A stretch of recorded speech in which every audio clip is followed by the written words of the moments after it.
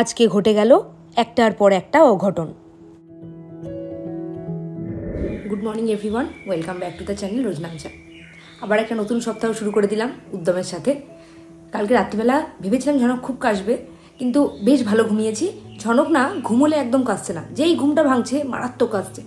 সকালবেলাও আবার ভোরবেলা ঘুম যখন ভেঙেছিল খুব কাশছিল, আবার দুধ খাওয়ালাম, এখন আবার ঘুমোচ্ছে। মানে বাচ্চাদের কাশি যখন হয় না এত কষ্ট হয়, মনে হচ্ছে যেন আমার যেন কাশিটা হতো ভালো হতো। কাশতে কাশতে যেন দম বন্ধ হয়ে যাচ্ছে, এরকম অবস্থা হচ্ছে। ওর জন্য খাবার দাবার এবার বানাবো, তাই জন্য একটু হাতে টাইম নিয়ে উঠেছি তাড়াতাড়ি করে। আর যেহেতু সোমবার আজকে, তাই জন্য একটু তাড়াহুড়ো করেই কাজ করতে হবে। দুটো দিন ছুটি থাকার পর না সোমবার একটুখানি কাজের স্পিডটা কমে যায়। চলো তাড়াতাড়ি করে দিনটাকে শুরু করে দিই, আর দেখতে থাকো সারাদিন কী করি। দুদিনের জন্য আমার লাইটারটা একদমই কাজ করছিল না, তারপরে যখন দেখলাম কাজ করছে, যদিও দুর্দশাগ্রস্ত অবস্থা খুবই, তাও রেখেই দিলাম, ফেললাম না। সকালে ঘুম থেকে ওঠার পর এই সমস্ত কাজগুলো আমার রোজকার কাজ। বলি না তোমাদেরকে, রান্নাঘরের কাজগুলো সেরে ফেলেছি। এই যে রান্নাঘরের কাজ বলতে এইগুলোই। রান্না খুব একটা করতে হয় না আমাকে, তবে ঝনকের জন্য মাঝে মধ্যেই করি। আর আমার যখন কোনো কিছু খেতে ইচ্ছে করে সেইগুলো করে ফেলি। যদিও সকালবেলা ডিটক্স ওয়াটারটা খাওয়াই ভালো, কিন্তু মাঝে মাঝে ইচ্ছে করে না, তাই জন্য চাই খেয়ে নিই। আজকে যেমন চা খাবো, তবে আমার কিন্তু ওই রকম চায়ের নেশা নেই যে চাটা না খেলে দিনটা শুরুই করতে পারবো না। ছানা করতে লেবুটাই আমি সব থেকে বেশি প্রেফার করি। অনেকে দেখি ছানার পাউডার ইউজ করে, তবে লেবু দিয়ে ছানা করলে ছানার যে গন্ধটা হয়, ছানার পাউডার ইউজ করলে সেই গন্ধটা মোটেই হয় না। আর আমার মনেই হয় না সেটা ছানা বলে, তাই জন্য আমি সব সময় লেবু দিয়েই করি। ছানা করতে গিয়ে দেখলাম এক টুকরো লেবুতে ছানাটা ঠিক কাটছে না, তাই আবার একটা লেবু কেটে নিচ্ছি। এইবারের বর্ষাতে সবজির যা দাম বেড়েছে, আর তার সাথে ফলেরও যে একেবারে আকাশ ছোঁয়া হয়ে গেছে, তাও একটু ছানা করার জন্য লেবু না কিনলে আমার ঠিক পোষায় না, জানো তো। তোমাদেরকে কিন্তু আমি আগের কোনো এক ভিডিওতেও বলেছিলাম, যখন ছানা করবে না তখন তার মধ্যে একটু করে ঠান্ডা জল মেশাবে, তাহলে ছানাটা না দারুণ জমাট বাঁধে। আমি তো করে দেখেছি, দেখেছো ছানা প্রায় হয়েই এসেছে, আর এইদিকে দুধটাও ফুটে গেছে।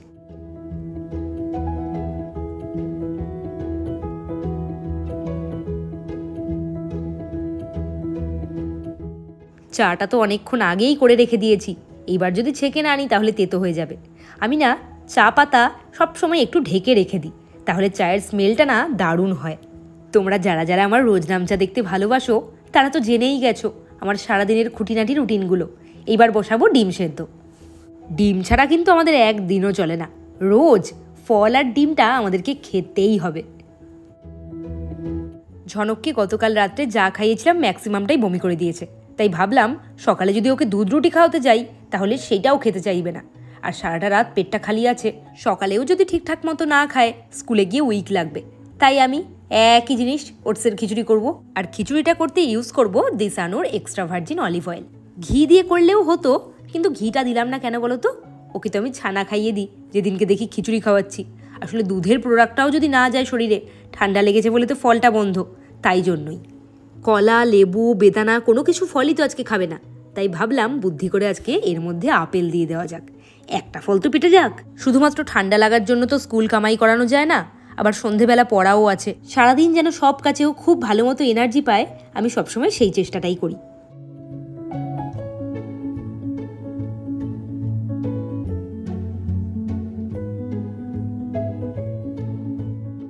গতকাল সন্ধ্যের থেকে ফলের ব্যাগটা এখানে পড়েছিল, ভাবলাম যে ফলগুলো গুছিয়ে ফেলা যাক।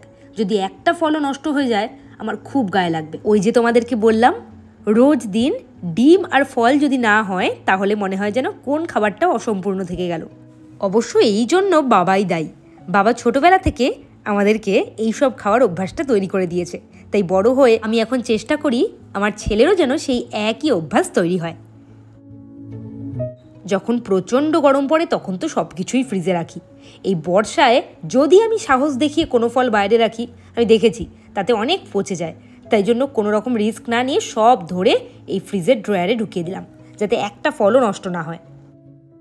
যখন ছোট ছিলাম তখন এইসবের মর্ম বুঝতাম না, এখন বড় হয়ে নিজেরা যেহেতু ইনকাম করি তাই টাকা পয়সার মর্মটা বুঝতে শিখেছি। এটা বুঝতে শিখেছি যে কতটা টাকা ইনকাম করতে কতটা এফোর্ট দিতে হয়। রোজ রোজ সকালে তোমাদেরকে ওয়েদারের অবস্থা কি বলবো। সকালে ঘুম থেকে উঠে দেখছি চারিদিকে অন্ধকার, আর তার সাথে কারেন্ট অফ। আর স্কুলের দিনে কারেন্ট অফ থাকলে এত মুশকিল হয় এই যে বেশ ওয়েদারটা ঠান্ডা ঠান্ডা, গরম জল ছাড়া স্নান করা যাবে না। এখন গরম জল বসাতে গেলে গেছে কতটা টাইম লাগবে, কি মুশকিল বলো তো। আর ঝনকের যা ঠান্ডা লেগেছে, ওকে তো ঠান্ডা জলে স্নানও করাতে পারবো না। ছুটির দিনে কারেন্ট অফ থাকলে তাও ধীরে সুস্থে কাজ করলাম, একটু টাইম হাতে নিয়ে, একটু কারেন্ট আসবে তখন করব। কিন্তু আজকে তো একদম টাইম নেই, এখন আমি গরম জল বসাবো, বসিয়ে তারপর স্নান শুরু করব। আর রান্নাঘরের কাজ সব হয়ে গেছে, এই দেখো মোটামুটি সব গুছিয়ে ফেলেছি। এদিকে ফল বের করে রেখেছি যেগুলো কাটবো। গতকাল সকালবেলা রোদ দেখে ঝনকের স্কুলের ব্যাগটা ভিজিয়ে দিয়েছিলাম। ব্যাগটা তো দুদিনের মধ্যে নোংরা করে ফেলে। যেই ব্যাগটা নিয়ে পড়তে যায় সেটা একদমই নোংরা হয় না, কিন্তু যেই ব্যাগটা নিয়ে স্কুলে যায় কি করে বুঝতে পারি না নোংরা হয়ে যায়। এই 6-7 মাসের মধ্যে 3 নম্বর বার কাচা হলো। যদিও এই ব্যাগটা মাই কেচে দিয়েছে কালকে। বললাম না, বাড়িতে মা থাকলে প্রচুর কাজ করে দেয়, আর বসে থাকতে পারে না। কালকে ব্যাগটা তো জল ঝরানোর জন্য ছাদে মেলে দিয়ে এসেছিলাম, তারপরে রাকেশকে বললাম রাত্রিবেলা নিয়ে আসবে। আর এসিতে থাকলে না ওই মোটামুটি শুকিয়ে যায় সব কিছু, এটা তাও শুকোয়নি, স্পঞ্জের জায়গাগুলো এখনও ভেজা। এখন ওকে কী দিয়ে আমি স্কুলে পাঠাবো তাই ভেবে পাচ্ছি না। এই ভেজা ব্যাগে কি বই খাতা দেওয়া যায় বলো তো? আর এক ফোঁটা তো রোদের দেখা নেই সকাল থেকে, একভাবে মেঘ আর তার সাথে বৃষ্টিও হয়ে যাচ্ছে। প্রত্যেক দিনের নিয়ম এটা এখন। এরপরেই আমার মাথায় খেলে গেল একটা বেশ ভালো বুদ্ধি। সকাল থেকে কারেন্ট অফ ছিল, তো বুদ্ধিটা খেলবে কি করে? স্নান করে বেরিয়ে দেখছি কারেন্ট এসে গেছে, তখনই মাথায় বুদ্ধিটা খেললো। ইস্ত্রি বসিয়ে দিলাম গরম হতে, আর যেই গরম হয়ে গেল সেইটা দিয়ে ইস্ত্রি করতে শুরু করলাম ব্যাগটা, যেখানগুলো ভেজা। তাতে হয়তো 100% ব্যাগটা শুকোলো না, কিন্তু 70% ব্যাগটা বেশ শুকিয়ে গেল। এবার ওকে নিশ্চিন্তে এইটা দিয়ে পাঠাতেই পারি স্কুলে। ছোটোবেলায় যখন এইরকম বর্ষা হতো, মাকে দেখতাম মা রুটি করার চাটুর উপরে জামা কাপড় শুকিয়ে দিত এইভাবে। ব্যাগটা দিলে যদি পুড়ে যায় সেই ভয়ে আমি আর চাটুর উপর দিইনি, আমি এই বুদ্ধিটা অ্যাপ্লাই করলাম, আর বেশ কাজে লাগলো কিন্তু।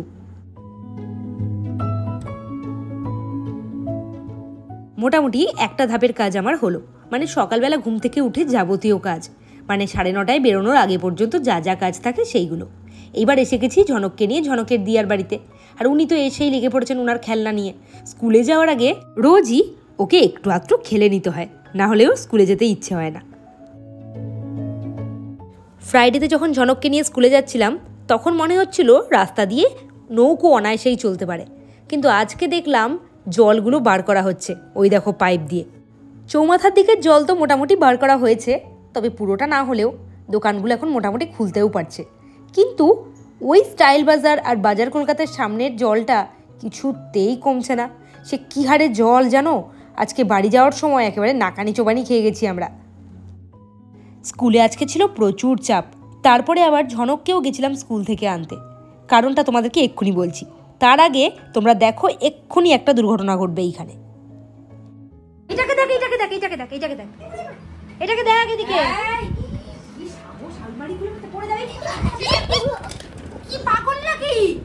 আর একটু হলেই মাথাটা যেত ফেটে। আজকে খুব বড় একটা ভুল করে ফেলেছি, মানে এত তাড়াহুড়োর মধ্যে থাকি না, মাথা থেকে প্রচুর জিনিস আছে ইম্পর্টেন্ট যেগুলো আউট হয়ে যায়। ঝনকের আজকে স্কুলের ব্যাগে আমি টাকা দিয়ে পাঠিয়ে দিয়েছি, এমন কাণ্ডটা ঘটিয়েছি। আসলে যখন বেরোই 9:30টার সময়, তখন এত তাড়াহুড়ো থাকে, মাছ যে পড়ে গেছে সেটা প্রথম কথা মাথা থেকে আউট হয়ে গেছিলো। যখন মাথায় এসছে তখন এত দেরি হয়ে গেছে, সামনে হাতের সামনে যেই ব্যাগটা পেয়েছি সেই ব্যাগে টাকা ঢুকিয়ে দিয়েছি, মানে ঝনকের ব্যাগে। স্কুলে যাওয়ার সময় ভেবেছিলাম বের করে নেবো, এবার স্কুলে যাওয়ার সময় যে বের করিনি, আমি ভুলেই গেছি। ক্লাস নিচ্ছি স্কুলে, হঠাৎ করে ঝনকের স্কুল থেকে ফোন, হয়তো আটকে উঠেছি। যেই ফোনটা ধরেছি তখন বলছে যে আপনি ছেলের ব্যাগে কি টাকা দিয়ে পাঠিয়েছিলেন? তখন আমার মনে পড়েছে যে ওর ব্যাগে আমি টাকাটা দিয়ে পাঠিয়ে দিয়েছি। তারপর কি কাণ্ড, ঝনককে স্কুল থেকে আনতে যাওয়ার সময় গেলাম, প্রিন্সিপালের সাথে দেখা করলাম, ওনার কাছেই টাকাটা ছিল, ওনার কাছ থেকে কালেক্ট করলাম। এতক্ষণে বাড়িতে, যেখানে ওকে স্কুল থেকে 2:45টার মধ্যে নিয়ে আসার কথা, সেখানে বেজে গেল 2, 15 মিনিট লেট। এবার ঝনককে খাওয়াবো, খাইয়ে তারপরে নিজে খাবো। বিধ্বস্ত অবস্থা একেবারে পুরো আমার এখন। এই হলো আমার দ্বিতীয় ধাপের কাজ শেষ, মানে স্কুল কমপ্লিট করে ঝনককে খাইয়ে নিজে খেয়ে যখন শুই তখন সেইটা হয় দ্বিতীয় ধাপের কাজ কমপ্লিট। এই যে বিকেলবেলা উঠে গেছি না, উঠিয়ে দিয়েছে ঝনক। ও আর কি করবে, ওর কোনো দোষ নেই, এত কেসেছে শুয়ে যে আমরা সবাই উঠে গেছি। চেরি যদিও আগেই উঠেছিল, এখন চেরি রেডি হচ্ছে বাড়ি যাবে বলে, আর আমরাও এবার আস্তে আস্তে রেডি হব, ঝনককে নিয়ে পড়াতে দিয়ে তারপরে যাব বাড়ি। এইবারের বৃষ্টিটা না মেনে নেওয়া যাচ্ছে না। ঝনকের কাশিতে যখন ঘুম ভেঙেছে, মানে এই টাইমটাতে এত বৃষ্টি হচ্ছে বাইরে, ভাবলাম যে বাড়ি ফিরবো কী করে। আজকে তো বাইকে এসেছি, শেষমেশ কি ভাগ্যে বৃষ্টিটা কমলো আর আমরা বেরোতে পারলাম।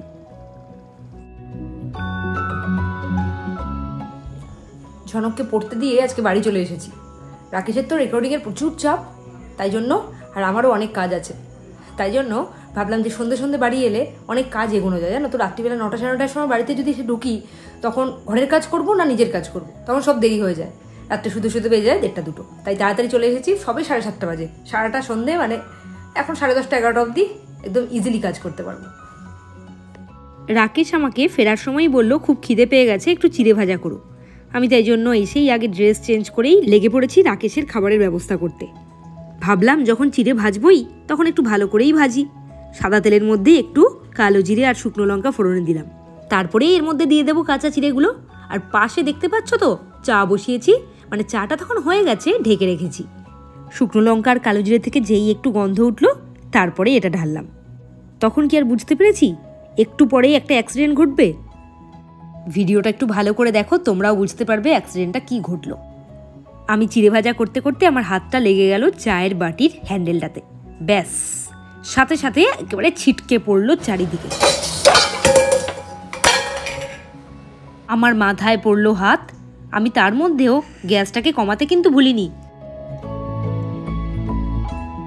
চা পাতা শুদ্ধ চা পরিষ্কার করতে গিয়ে আমার জীবন একেবারে ওষ্ঠাগত হয়ে গেল। আধ ঘন্টা টাইম লেগেছে, পুরো রান্নাঘর আমাকে পরিষ্কার করতে হলো। চারিদিকে চা পাতায় একেবারে ছিন্ন বিচ্ছিন্ন হয়ে গেছে। পুরো রান্নাঘরটা পরিষ্কার করে বাকি চিড়েটা ভেজে নিলাম, সামান্য একটু নুন আর মিষ্টি দিয়ে, আর কিছু মশলাই দিইনি তেমন। মানুষের জীবনে এমন এক একটা দিন যায়, যেই দিনগুলোতে একটার পর একটা অঘটন ঘটতে থাকে। সকালে একবার ঝনকের সাথে হলো, আর এখন আমার নিজের সাথে। আর কি বলবো তোমাদেরকে, এই ঘটনাগুলো ঘটার পর রীতিমতো আমার হাত পাগুলো কাঁপছিল। তবে ভগবান নিশ্চয়ই আছেন, ওই জন্যই প্রত্যেকটা ঘটনা অল্পের উপর দিয়ে গেছে, মারাত্মক কিছু হয়নি। চিড়ে ভাজা হয়ে যাওয়ার পর দেখলাম যে চানাচুরের প্যাকেটটা ছিল, ওইটা গতকাল রাত্রিবেলা রেকর্ডিংয়ের সময় বসে বসে আনন্দে খেয়েছে। এবার কি করা যায়? তারপরে দেখলাম যে হলদিরাম প্রভুজির ভুজিয়া আছে, সেটাই মিশিয়ে দিলাম, আর কি করব। তুমি ঝনককে বকো না, হ্যাঁ, ও আমাকে সরি বলেছে আর কোনোদিন করবে না বলেছে। কি করেছো তুমি? হাসছো তুমি? দিদাকে পেন্সিল দিয়ে কুচিয়ে? হ্যাঁ, আবার হাতে চিপসের প্যাকেট কেন? দেখেছো তো মা রেগে গেছে। আর হাতে চিপসের প্যাকেট কেন? তুমি মার কাছে গিয়ে প্রমিস করো তাড়াতাড়ি, আর কোনোদিন করবে না। কোনোদিন করবো না। তুমি দিদাকে গিয়ে কোনোদিনও চাদরের মধ্যে রং দিয়ে দাগ দিয়ে আসো, কোনোদিনও গিয়ে পেন্সিল দিয়ে খুঁচিয়ে দিয়ে আসো, আর হাতে চিপসের প্যাকেটটা কেন? আর চক্রতারিয়াও করেছি। কি চক্রতারিয়া? চক্রটা দিয়ে খুঁচিয়ে দিয়েছো? তারপরে কি করেছো? এইরকম নিত্য নতুন দুষ্টুমি ওর রোজ লেগেই থাকে, আর বাড়িতে এসে সেটা স্বীকারও করে নেবে, তারপর সরি বলতে থাকবে। এই চলতে থাকে আমাদের বাড়িতে, জানো তো, রোজ রোজ। দেখো অবস্থা, হাত টেনে নিয়ে প্রমিস করছে। করবে না তো? না। আমার দিকে তাকাও। করবো না। দিদা কিন্তু ভিডিওটা দেখবে, দিদাকে সরি বলে দাও। সরি দিদা। রাকেশের রেকর্ডিংয়ের কাজ প্রায় হয়ে গেছিল, বাকি ছিল শুধু এডিটিংয়ের কাজ। তাই আমি বললাম এই ঘরেই বসতে। সব জিনিসপত্র নিয়ে এই ঘরে এসেছে। এই দেখো, এটাও ধরে একেবারে টেনে নিচে নামিয়ে দিয়েছে। আমি বলেছি দাঁড়াও, বাবা লাঠি নিয়ে আসছে। করছিস তুই এখানে কেন? তো যখন দুষ্টুমিটা করো তখন মনে থাকে না? হ্যাঁ। এরপরে আবার শুরু করলো নতুন রকমের দুষ্টুমি।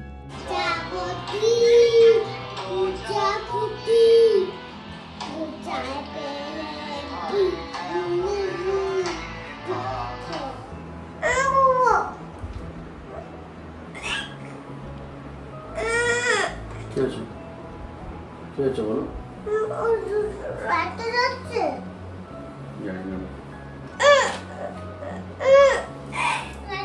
একটার পর একটা দুষ্টুমি করছে বলে বাবা রেগে গেছে, আর এইবারে হলো রাগ ভাঙানোর পালা। কিভাবে পটাচ্ছে শুধু তোমরা দেখতে থাকো। তুমি সরে যাও, দিকে চলে যাও। কি কাজ করছি? সরে যাও, সরে যাও, কাজ করছি, চলে যাও, পাশে গিয়ে বসো। যাও, তুমি গান প্র্যাকটিস করোনি, গান প্র্যাকটিস করতে গিয়ে মোবাইল ঘেটেছো, দিয়ে চলে যাও। তাহলে কি করবে তুমি? কি করতে চাও? হ্যাঁ, যাও তাহলে গানটা নিয়ে বসে যাও। এই হলো রেজাল্ট।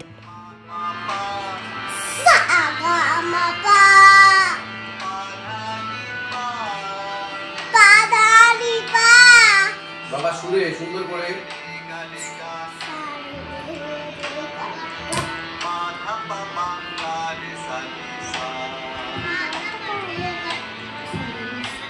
আমাদের এখানে যা ওয়েদার, যারা ভয়েস ওভারের কাজ করে তারাই বুঝতে পারে ফ্যান অফ করে কাজ করার কষ্টটা কতটা। যদিও আমার ভিডিও এডিট করাটা আমার প্যাশন, আমি করি, কিন্তু যার প্রফেশন তাকে তো করতেই হবে। এই যেখানে বসে পড়েছে, ওই ঘরেই বসার প্ল্যান করেছিল, কিন্তু আমি বললাম যখন রেকর্ডিংটা হয়েই গেছে, এডিটিংটা শুধু বাকি, তাহলে এই ঘরেই বসো। ঝনক তো এমনিও ঘুমিয়ে পড়বে, একটু পরে এমনিও ঘুমিয়ে পড়বে। আর আমার এডিটিংয়ের কাজ অনেকটা এগিয়ে ফেলেছে, তাড়াতাড়ি বাড়ি ফিরেছিলাম যেহেতু, এখন আর একটু বাকি আছে, সেটা করে ঘুমিয়ে পড়বো। আমার একটুতে ঘুম ভেঙেও যায়, আবার একটুতে ঘুম ধরেও যায়, অসুবিধা হয় না। চলো আজকের ব্লগটা এখানেই শেষ করি, আবার কালকে একটা নতুন ব্লগ নিয়ে দেখা হবে তোমাদের সাথে। ঝনকের আজকের রাত্রের হাতের খেলনাটা তোমাদের সাথে শেয়ার না করে পারলাম না, এই চিপসের প্যাকেটটা। চলো, গুড নাইট।